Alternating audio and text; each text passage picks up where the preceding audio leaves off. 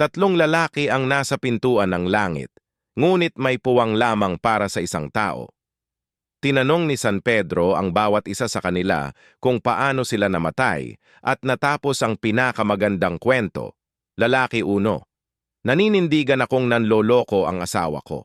Umakyat ako sa aking apartment sa ika-24 na palapag at pumasok, natagpuan ko lamang ang aking asawa na mag-isa.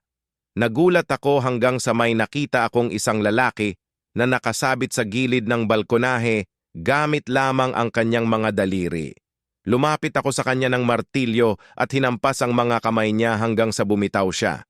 Nahulog siya sa ilang mga palumpong at nabubuhay pa, kaya kinuha ko ang aking refrigerator at itinaas ito sa gilid para mahulog ito sa kanya. At pagkatapos ng lahat ng mabigat na pag-angat, namatay ako sa atake sa puso.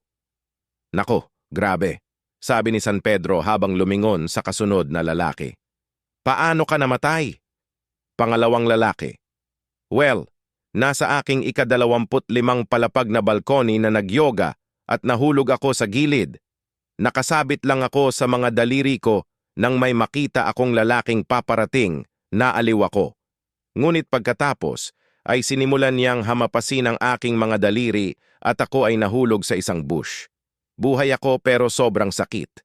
Pagkatapos ay inihagis niya sa akin ang isang refrigerator sa gilid at narito ako. Nakakatakot iyan, sabi ni Saint Peter. Ano naman sayo? Tinanong niya ang lalaki number 3. Pangatlong lalaki. Bueno, nagtago ako sa isang refrigerator.